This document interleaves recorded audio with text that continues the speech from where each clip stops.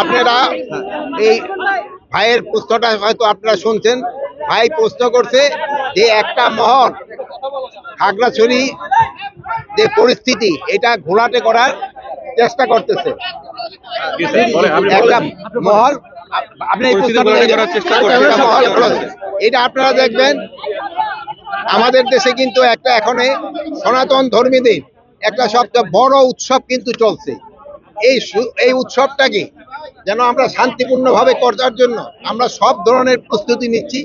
But একটা মহল যারা চাচ্ছে যে উৎসবটা যেন ভালোভাবে এবং ধর্মীয় উদ্দীপনার সাথে এবং উৎসব মুখরভাবে হইতে না পারে, এই জন্য একটা মহল কিন্তু চেষ্টা করতেছে। এই একটা মহলেই কিন্তু এই খাগড়াছড়িতে এই ঘটনাটা ঘটার চেষ্টা করছে। স্বরাষ্ট্র উপদেষ্টা, আমরা জানছি যে পার্শ্ববর্তী দেশ থেকে তাদেরকে অস্ত্র দেওয়া হচ্ছে, টাকা দিয়ে যোগান দেওয়া হচ্ছে এবং দীর্ঘদিন ধরে তাদের এই পরিকল্পনা। আমরা দেখেছি সেখানে একজন বক্তব্য দিয়েছে এটাকে ভারতের যেন একটা রাষ্ট্র হিসাবে বা একটা প্রদেশ হিসাবে যেন নিয়ে যাওয়া হয়। সেই বিষয়ে আপনারা কি ধরনের পদক্ষেপ নিচ্ছেন? আর সেখানে একটা ঘটনা ঘটেছে, 3 জন নিহত হয়েছে, আইন শৃঙ্খলা বাহিনীর সদস্য আহত হয়েছে।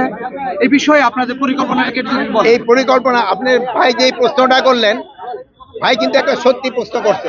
আপনি দাঁড়ান, এই যে প্রশ্নটা করছেন, ভাই যে প্রশ্নটা করছেন, আবার আপনার প্রশ্নটা একটুখানি বলেন, ওনারা তো শুনে নেই।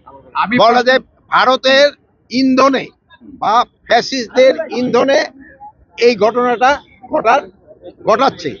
তা আমরা এটা যেন ঘটাতে না পারে এই জন্য আমরা আমাদের সর্বাত্মক ব্যবস্থা নিচ্ছি।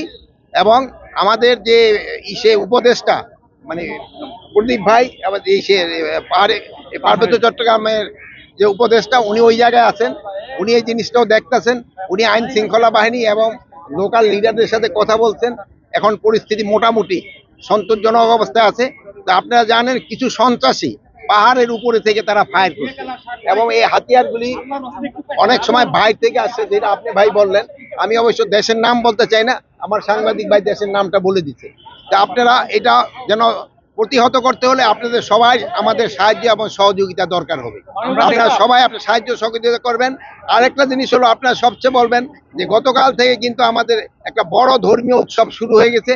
এই উৎসবের সময় যেন কেউ কোনো ধরনের বিশৃঙ্খলা সৃষ্টি না করে, রাস্তাঘাট যেন বন্ধ না করে এবং এই পূজাটা যেন নির্বিঘ্নভাবে উদযাপন করতে পারে, এই ধরনের সবাইকে আমি বলবো সাহায্য সহযোগিতা করার জন্য। সেখানে আটকে পড়া পর্যটকদের কিভাবে ফিরিয়ে আনা হবে? আটকে পড়া পর্যটকদের কিন্তু ম্যাক্সিমামই কিন্তু ফিরিয়ে নেওয়া হয়েছে।